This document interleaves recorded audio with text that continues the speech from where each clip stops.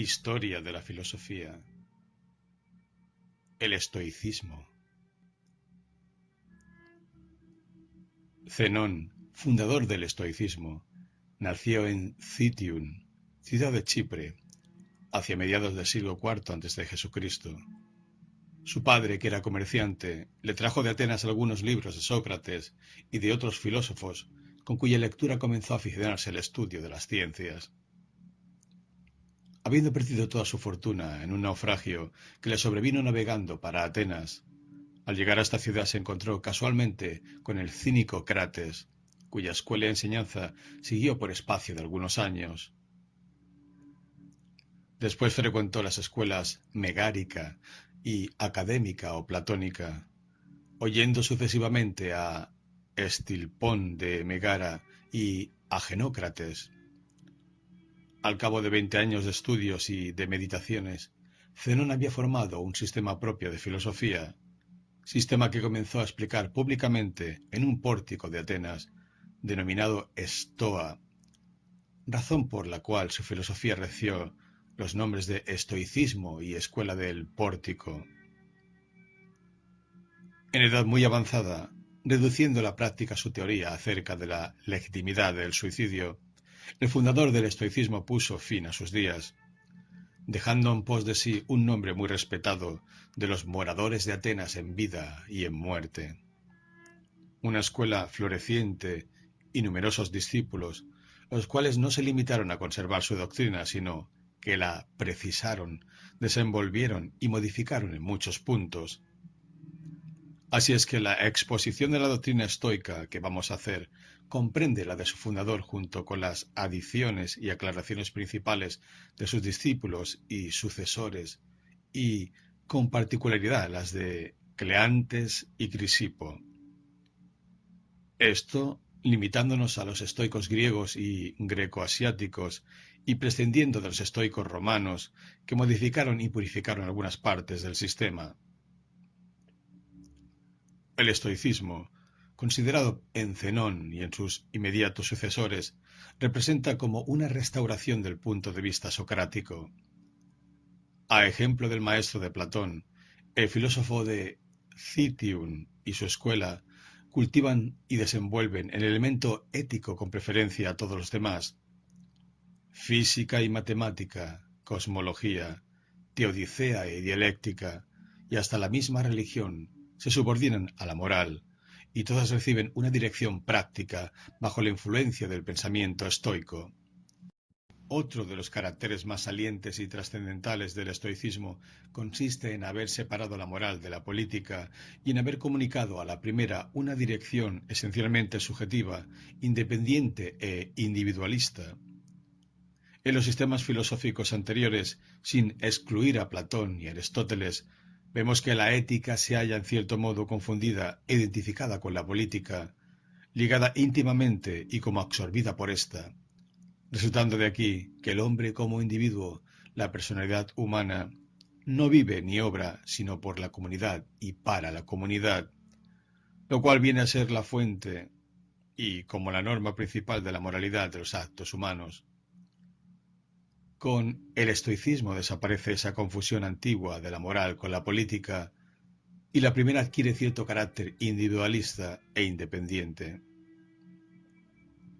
En lugar de esta comunidad absorbente ante la cual desaparecería la vida moral y la acción propia del individuo, aparece en el estoicismo y con el estoicismo el sabio, el hombre de la virtud, que se concentra en sí mismo, que se basa a sí mismo, que se sobrepone a todo lo que no es su propia razón, su personalidad, que se declara, en fin, independiente y superior a la naturaleza, a la sociedad, a la divinidad misma, a todo lo que no es él mismo.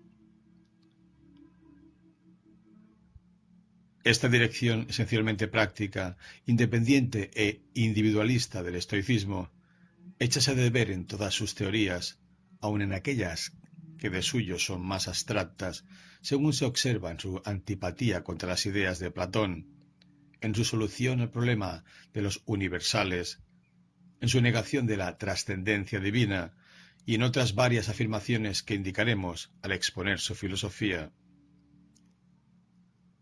La lógica según los estoicos.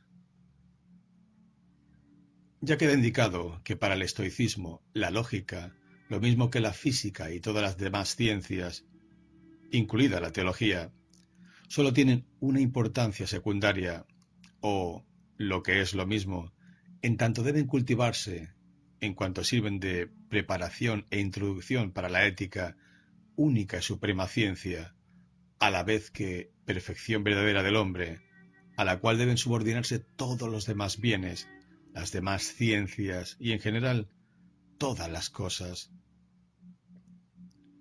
El fondo y como la sustancia de la lógica de los estoicos, en la cual comprendían generalmente la retórica y poética, es la teoría del conocimiento, pues, en cuanto a lo demás, coincide generalmente con la lógica aristotélica. La teoría estoica del conocimiento reconoce las sensaciones como fuente común de todas las ideas intelectuales, las cuales se reducen a 4 categorías que son substancia, modalidad o modo de ser, cualidad y relación. Nuestra alma es una tabla rasa en la que nada hay escrito y sus concepciones o ideas, lejos de ser innatas, como pretende Platón, traen su origen de la sensación y deben su ser a la acción misma del entendimiento. La impresión sensible que da origen a la sensación es una impresión material, como la que produce el sello sobre la cera. Las ideas universales y subsistentes de Platón son un absurdo y una quimera. Las naturalezas representadas en los conceptos universales no tienen realidad, ni en las ideas de Platón, ni en los singulares, como supone Aristóteles, sino que son meros conceptos subjetivos y abstracciones del entendimiento, nominalismo, a las cuales no corresponde realidad alguna objetiva. En otros términos, el universal, objeto de la ciencia, no existe ni fuera de las cosas, según quiere Platón, ni en las cosas, según quiere Aristóteles, sino como abstracción del pensamiento. La verdad de una idea o concepción consiste en la fidelidad y exactitud con que reproduce y representa el objeto, la claridad objetiva, la perspicuidad inteligible del objeto constituye el único criterio de verdad, o mejor dicho, de la certeza, en la cual se deben distinguir 4 grados: imaginación, fe o creencia, ciencia y comprensión. La mano abierta representa la imaginación o sensación. Medio cerrada representa el asenso o creencia de alguna cosa. Cerrada completamente representa la ciencia. Enlazada con la otra mano representa la comprensión, o sea, la ciencia universal y sistemática, la sabiduría. La evidencia es el único y general criterio de verdad, la norma del juicio. Perspicuis cedere, rem perspicuam o probare, como dice Cicerón. En conformidad con su teoría esencialmente sensualista y empírica, los estoicos no veían en la memoria, en la experiencia y en las ideas primarias más que modificaciones y asociaciones espontáneas de las sensaciones y como representaciones o anticipaciones de la espontaneidad sensible. Los estoicos, escribe Plutarco en este propósito, enseñan que cuando el hombre nace, la parte principal de su alma es para él como un pergamino, como una especie de tablilla en la cual anota e inscribe los conocimientos que adquiere sucesivamente. En primer lugar, anota allí las percepciones de los sentidos. Si ha experimentado una sensación cualquiera, por ejemplo, la sensación de lo blanco, cuando ésta ha desaparecido, conserva la memoria de la misma. Cuando se asocian muchas sensaciones semejantes, resulta y se constituye la experiencia. Según los estoicos, en fuerza y por virtud de esta asociación, porque la experiencia no es más que el resultado de cierto número de sensaciones homogéneas. Ya hemos dicho de qué manera se verifica la percepción de las nociones naturales, sensaciones representaciones sensibles, sin auxilio extraño. Las otras son fruto de la instrucción y del trabajo propio, razón por la cual son las únicas que merecen apellidarse nociones, conocimientos racionales, pues las primeras son meras prenociones o anticipaciones. Física del estoicismo.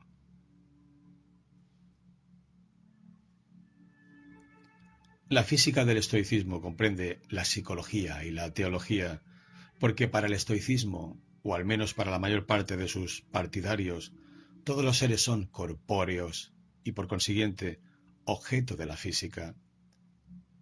Aunque alguna vez hablan de cosas incorpóreas como el espacio, el lugar, el vacío, el tiempo, trátase de una incorporeidad relativa y de nombre, siendo muy probable que apellidaban incorpóreas estas cosas en atención a que no tienen realidad distinta de las cosas sujetas al tiempo, espacio, etc.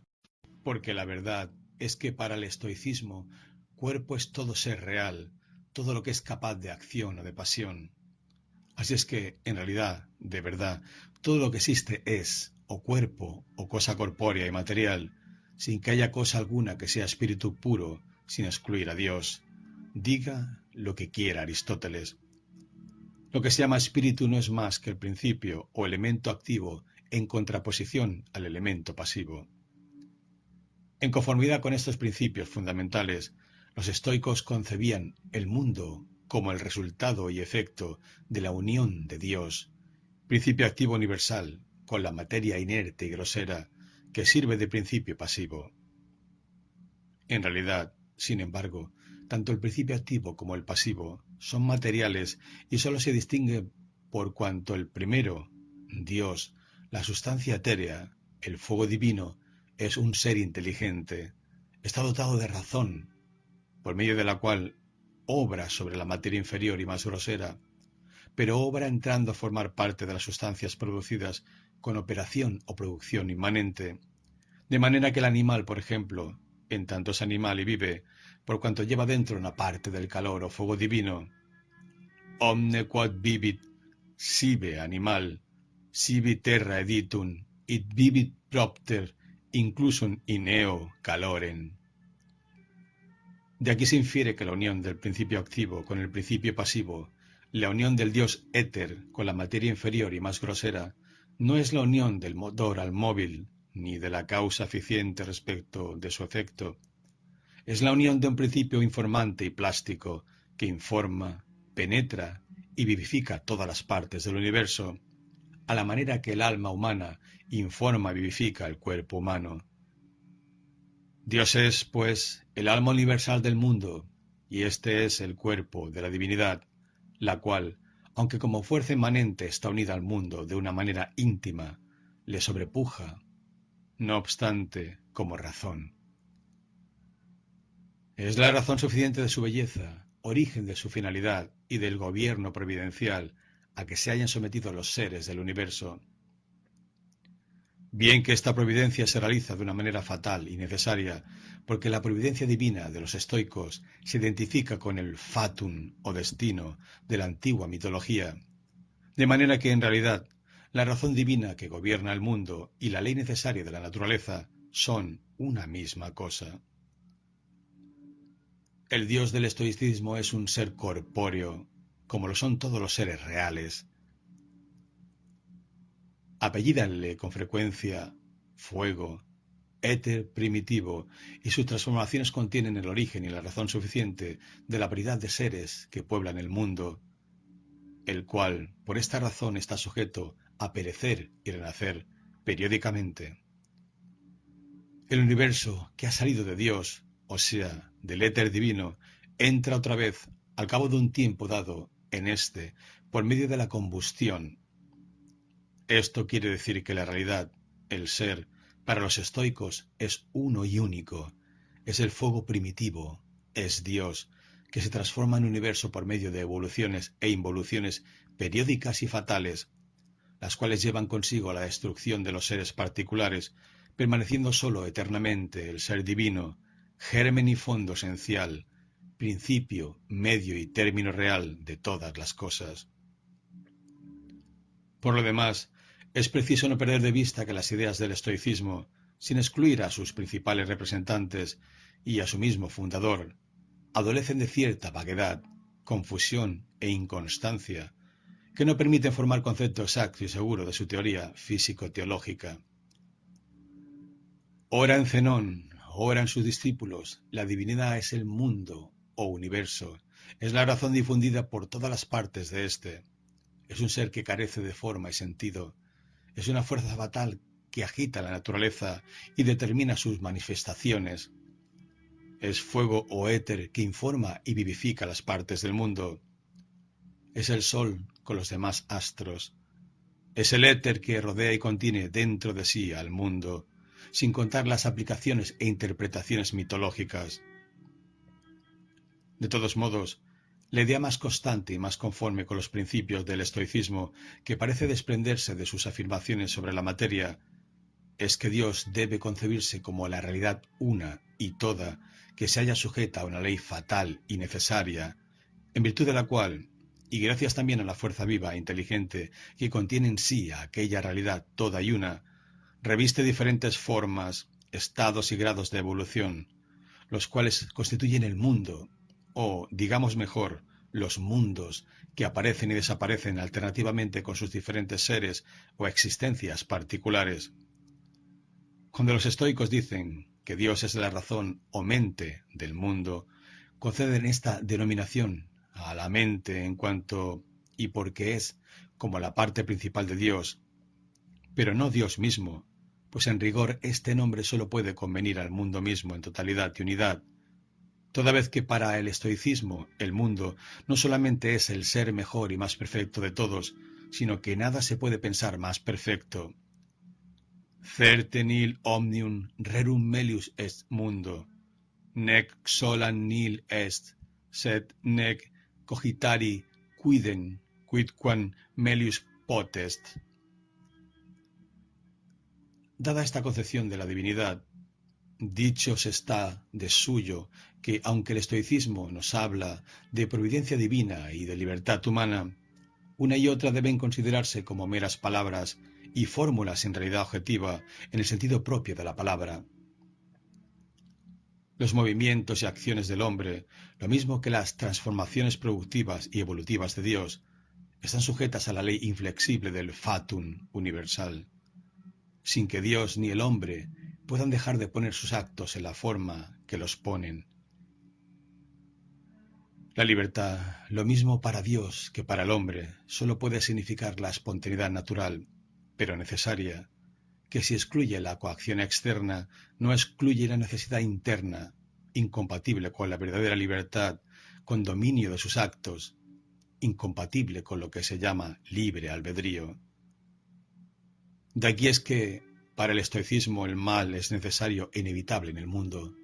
No solamente los males físicos, como la guerra, las enfermedades, la muerte, sino también el mal moral. Son manifestaciones o, si se quiere, evoluciones necesarias y fatales de la divinidad. Pues aunque no se diga que Dios quiere el mal, este es inevitable y hasta necesario para que exista el bien, tanto en el orden físico como en el orden moral. Para probar esta doctrina, los estoicos, apropiándose el pensamiento de Heráclito y preludiando a la escuela hegeliana, enseñaban que ninguna cosa puede existir sin que exista su opuesto, razón por la cual la justicia no puede existir sin la injusticia, y en general el bien no puede existir sin el mal. Admitían los estoicos cierta especie de teología natural, fundada en la relación y subordinación de fines entre los diferentes seres del mundo, pero no con respecto a éste, el cual no se ordena para éter mundum caetera omnia aliorum causa esse generata, a ninguna otra cosa, siendo como es el ser perfectísimo. En esta serie teológica corresponde al hombre lugar importante y preferente, pues tiene por fin la contemplación e imitación del mundo, es decir, de Dios, del ser perfectísimo y supremo. Ipse autem homo ortus est, ad mundum contemplandum et imitandum. El alma humana es una emanación del alma universal del mundo, un soplo, una participación del fuego divino primitivo. Aunque corporal en su esencia, es superior al cuerpo humano y puede sobrevivir a la destrucción de éste.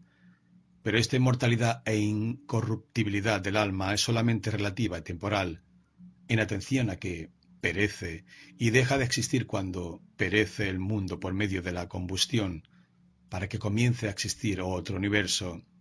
La inmortalidad absoluta corresponde a Dios solamente. Moral del estoicismo. La moral del estoicismo se halla resumida y condensada en la siguiente máxima: vivir y obrar conforme a la razón y a la naturaleza. Como quiera que para los estoicos el fondo de la naturaleza es la razón divina, obrar en conformidad con la naturaleza equivale a obrar en conformidad con la razón. Y de aquí procede que algunos de ellos explicaban y definían la virtud como conformidad con la naturaleza y otros como conformidad con la razón. Este modo de vivir y obrar constituye la virtud, y la virtud es el bien sumo y único del hombre. La fortuna, los honores, la salud, el dolor, el placer, con todas las demás cosas que se llaman buenas o malas, son de suyo indiferentes, y hasta puede decirse que son malas cuando son objeto directo de nuestras acciones y deseos. Solo la virtud práctica por la virtud misma y con absoluto desinterés, constituye el bien, la perfección y la felicidad del hombre. La apatía perfecta, la indiferencia absoluta, mediante las cuales el hombre se hace superior e indiferente a todos los dolores y placeres, a todas las pasiones con sus objetos, a todas las preocupaciones individuales y sociales, son los caracteres del sabio verdadero, del hombre de la virtud. Las pasiones deben desarraigarse porque son naturalmente malas. La virtud es una necesariamente, porque nadie puede adquirir ni perder una virtud sin adquirir o perder simultáneamente todas las demás. En vista de máximas y principios de moralidad tan elevada, cualquiera creería que la moral del estoicismo se halla exenta de las grandes aberraciones que hemos observado en otras escuelas filosóficas. Y sin embargo, sucede todo lo contrario. La mentira provechosa, el suicidio, la sodomía, las uniones incestuosas, con otras abominaciones análogas, autorizadas en la moral de los estoicos, demuestran que la superioridad de ésta es más aparente que real, y que el orgullo solo puede producir doctrinas corruptoras, y que la razón humana por sí sola es impotente para descubrir y formular un sistema completo moral, o que nada contenga contrario a la recta razón.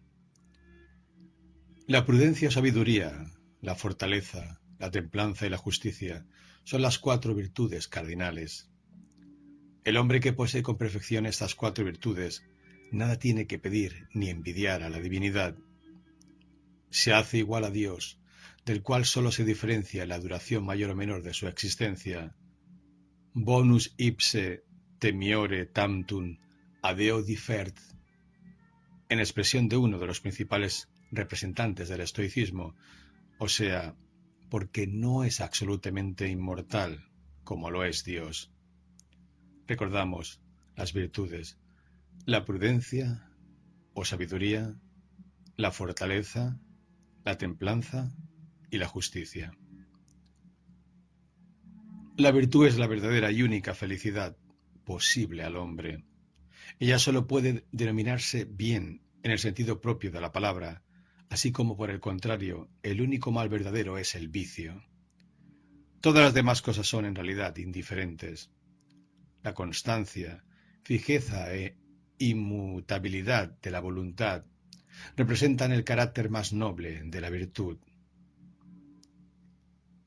El sabio estoico, el hombre de la virtud, vive y obra con sujeción absoluta a la naturaleza, a la divinidad, a la ley inmutable y fatal de las cosas, y no con miras interesadas y de propia felicidad. Así es que la virtud se basa a sí misma y no aspira ni necesita otra vida, ni de la inmortalidad del alma para ser feliz. Virtus sepsa contenta es, et propter se expentenda. Tesis fundamental del estoicismo era también la igualdad de las falsas morales. Para los estoicos, así como una verdad no es mayor que otra, ni un error más error que otro, así también un pecado o falta moral no es mayor que otra. De aquí también la correlación íntima, la conexión necesaria de las virtudes, no siendo posible poseer una de estas sin poseerlas todas. Ya queda indicado que los estoicos consideraban las pasiones como movimientos contrarios a la razón y consiguientemente como malos en el orden moral. Por lo demás, el estoicismo solía reducir las pasiones todas a 4 géneros, que son la concupiscencia, libidinen, dice Cicerón, o deseo, la alegría, el temor y la tristeza. Las 2 primeras se refieren al bien como a su objeto propio, las últimas son relativas al mal. Además de los muchos y graves defectos de que adolece la moral del estoicismo y que se acaban de indicar, todavía entraña y lleva en su seno otro principio que la vida en su mismo origen y en su esencia. Ya hemos visto que la libertad humana, el libre albedrío individual en el sentido propio de la palabra, es incompatible con la teoría metafísica y teológica del estoicismo, según el cual la naturaleza humana se halla determinada en su naturaleza y en sus actos por la naturaleza universal, y la razón individual por la razón divina. La ley universal de Dios, del hombre y del mundo es la fatalidad absoluta, significada por el destino en el estoicismo y para el estoicismo. Síguese de aquí que, cuando éste nos habla de vivir y obrar conforme a la naturaleza y a la razón, no puede significar otra cosa que vivir y obrar conformándose con el movimiento irresistible de la naturaleza universal, abandonándose al destino y a la corriente fatalista de las cosas, y marchando impulsado por las corrientes de la vida que le arrastran hacia su fin, es decir, hacia el fin general del universo. De aquí se desprende que, a pesar de las apariencias, en contrario, y a pesar de sus pretensiones, la moral del estoicismo no solo es sumamente imperfecta y viciosa, sino que apenas merece semejante nombre, puesto que le falta una de las bases y condiciones esenciales para la moralidad. Porque donde no hay libre albedrío, donde no hay verdadera libertad humana, no hay ni puede haber verdadera moralidad para el hombre. Y los nombres de bien y del mal, de virtud y de vicio, carecen de sentido. Resultado y aplicación lógica de este principio fatalista es esa indiferencia o impasibilidad que constituye la virtud, la perfección suprema del hombre para el estoicismo, la superioridad real del sabio estoico, superioridad y perfección que le pone en estado de mirar como indiferentes, ilícitas las abominaciones más grandes, los actos más repugnantes e inmorales a que arriba hemos aludido. Crítica. La doctrina expuesta en el párrafo anterior casi nos excusa de emitir juicio crítico acerca de la moral del estoicismo. Elevada, pura y hasta sublime en algunas de sus máximas fundamentales, incurre sin embargo en frecuentes aberraciones, desciende el absurdo, la abominación y la inmoralidad más repugnantes cuando entra en el terreno de las deducciones y de las aplicaciones concretas. La ética del estoicismo merece bien de la razón, de la sociedad y de la filosofía, cuando establece y afirma que la virtud entraña la conformidad con la naturaleza y con la razón divina. Pero esta concepción que, considerada en sí misma y proud-hased, tiene algo de elevada y superior, decae en esta elevación, no ya sólo cuando fijamos la vista en sus aplicaciones erróneas y exageradas, sino principalmente cuando fijamos la atención en el fondo materialista y en el sentido panteísta que entraña. Porque ya se ha visto que para los estoicos, Dios y la naturaleza material son una misma cosa, una sola substancia. Así, no es de extrañar que la moral estoica, en medio y a pesar de su elevación aparente y parcial, decaiga rápidamente en sus aplicaciones, porque éstas proceden de un árbol dañado en su esencia, cuál es el panteísmo materialista. Porque ya hemos visto que la moral del estoicismo es una moral radicalmente viciosa y sin valor real, ético, toda vez que entraña la negación de la libertad humana y arranca del principio fatalista que representa una de las tesis fundamentales de la metafísica de los estoicos. Por otro lado, los dos celebrados preceptos del estoicismo, sustine et abstine, buenos y hasta excelentes como expresión del imperio y dirección que la razón debe ejercer sobre las pasiones, dejan de serlo cuando se convierten en preceptos de exterminio de las mismas. Una cosa es la moderación de las pasiones y su subordinación a la parte superior, y otra cosa su aniquilamiento y la apatía estoica. La afectada pureza en el motivo de la acción, su precepto de obrar la virtud por la virtud misma, con el consiguiente menosprecio e indiferencia en orden a todas las demás cosas, y sobre todo la independencia autonómica que atribuyen a su razón individual, norma única, medida y fuente de la virtud, tienen grande afinidad, por no decir identidad, con los imperativos categóricos de Kant y con las recientes teorías racionalistas del krausismo de obrar el bien por el bien. Y no hay para qué decir que todas estas teorías morales, a pesar de su aparente desinterés y de sus fórmulas rigoristas, se resuelven definitivamente en refinado egoísmo, en egoísmo que sustituye a la razón divina, la razón propia, en el egoísmo del hombre que se coloca a sí mismo en lugar de Dios para recibir las adoraciones de su propia vanidad y de los demás hombres. Víctor Cousin observó oportunamente que el egoísmo, que es la última palabra del epicureísmo, es también la última conclusión lógica del estoicismo. La física y teología de los estoicos se reducen a un panteísmo psicológico materialista, más o menos informe, el cual, después de clasificar a Dios entre los cuerpos, hace de la divinidad el alma del mundo, o sea, una fuerza que informa y penetra todas las cosas, que las engendra y destruye por medio de evoluciones e involuciones periódicas, y de la cual son derivaciones o participaciones pasajeras las almas humanas. Sin embargo, esta divinidad, aunque unida y ligada con el mundo y constituyendo su fondo esencial, es superior al mundo, es causa fundamento del mismo, y lo gobierna por medio de su razón y de leyes providenciales. No es difícil reconocer que esto tiene bastante analogía con la doctrina cosmológica teológica del krausismo. Por otro lado, el éter primitivo, Dios, que se transforma en variedad y multiplicidad de mundos y de seres con sujeción a la ley necesaria del destino o fatum, trae a la memoria las evoluciones y transformaciones de la idea hegeliana sujetas a la ley dialéctica, tan necesaria e inmutable como la del fatum estoico. Tomado en conjunto la filosofía del estoicismo, puede considerarse como una síntesis más o menos completa de la filosofía cínica y de la doctrina de Heráclito. En la teoría moral de Zenón descúbrense las huellas de la enseñanza del cínico Crates, su primer maestro, y su teoría físico-teológica tiene muchos puntos de contacto con la filosofía de Heráclito. Así es que la escuela cínica pierde su importancia y, por decirlo así, su autonomía desde que aparece y se consolida el estoicismo, el cual absorbe y transforma la moral de los antiguos cínicos. Aparte de sus contradicciones, o digamos de sus caídas, tan opuestas a su puritanismo, como cuando justifica la mentira, el suicidio, etc., la moral estoica tiene el grave defecto de condenar en absoluto el placer y las pasiones, confundiendo e identificando la energía nativa de éstas con la inmoralidad. Una cosa es que las pasiones deban moderarse y subordinarse a la razón y al cumplimiento del deber moral, y otra que sean inmorales y malas por su misma naturaleza, observación que puede aplicarse igualmente a los placeres y satisfacciones sensibles.